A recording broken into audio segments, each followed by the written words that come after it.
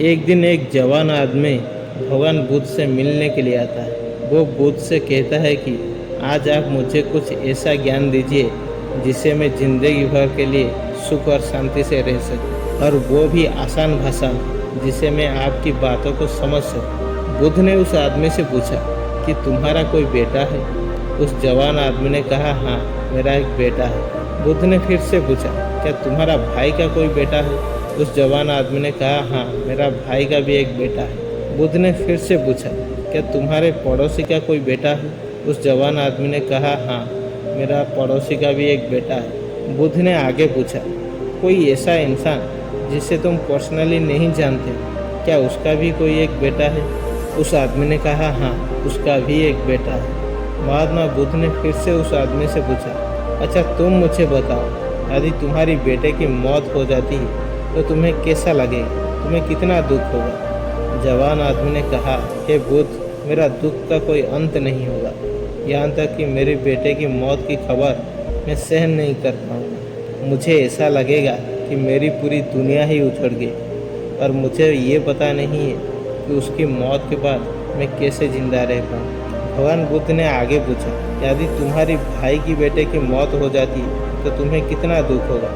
उस आदमी ने कहा, मुझे बहुत दुख होगा, लेकिन उतना नहीं जितना अपने बेटे की मौत पे होता। फिर बुद्ध ने पूछा, अगर तुम्हारी पड़ोसी की बेटे की मौत हो जाए तो तुम्हें कितना दुख होगा? उस जवान आदमी ने कहा, मुझे पड़ोसी की बेटे की मौत पर भी दुख होगा, लेकिन उतना नहीं जितना मेरे भाई की बेटे की मौत पे होता। भगवान बुद्ध ने फिर से पूछा, अगर उस इंसान की बेटे की मौत हो जाती है जिससे तुम पर्सनल जानते ही नहीं हो, तो तुम्हें कितना दुख होगा? उस जवान आदमी ने कहा, मुझे कोई दुख नहीं होगा, क्योंकि मैं उसे पर्सनल जानता ही नहीं। फिर बुद्ध ने उस आदमी से पूछा, अब तुम मुझे बताओ, हमारे दुख किस बात पर निर्भर करती है? कुछ देर सोचने के बाद उस आदमी ने कहा, हे बुद्ध, हम कितना दुखी होंगे ये इस बात पर निर्भर करता है कि हम किसी चीज़ से कितना जुड़ा हुआ है, हम उससे कितना लगाव महसूस करते हैं, और किस हद तक हम उसको अपना मानते हैं। बुद्ध ने कहा, बहुत ही बढ़िया। बुद्ध ने उससे फिर से पूछा, जब तुम अपने बेटे को समंदर किनारे लेके जाओगे तो क्या वो समंदर किनारे पड़ी हुई रेत के साथ खेलेगा?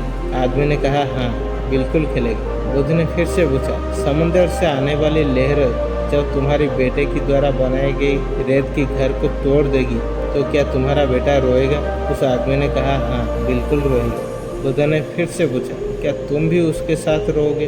उस आदमी ने कहा, नहीं, मैं नहीं रोऊंगा। बुद्ध ने फिर से पूछा, तुम क्यों नहीं रोओगे? आदमी ने कहा, बुद्धा, बच्चा रोएगा क्योंकि उसे लगता है वो रेत की घर सुंदर है और हमेशा वहीं रहेगा, इसलिए वो उसके साथ जुड़ा हुआ महसूस करता है, और बच्चे की भावनाएं उस घर के साथ जुड़ जाती हैं। जबकि मैं जानता हूँ वो रेत की घर परमानेंट नहीं है और वो हमेशा वहाँ नहीं रहने वाला। कुछ समय के बाद लहरों से टूटना ही है, इसलिए जब वो समंदर के लहरों से टूटता है तो मुझे दुख नहीं होता है। महात्मा बुद्ध ने मुस्कुराए और कहा, अब तुम समझ गए हो ना? अगर तुम इस ब्रह्मांड की सत्य को जानने की प्रयास नहीं करते तब तुम इस अंतिम संसार में बस यूं चलते चल जाओगे। तब तुम्हें और रेत की घर को टूटता हुआ देखकर रोने वाले बच्चे में कोई फर्क नहीं रह जाएगा। अगर हम अपने जीवन देखें तो महात्मा बुद्ध हमें क्या सिखाना चाहते हैं? नॉन अटैचमेंट, यानी कि किसी से भी खुद को मत जोड़। इस दुनिया में कुछ भी हमेशा के लिए नहीं रहने वाला।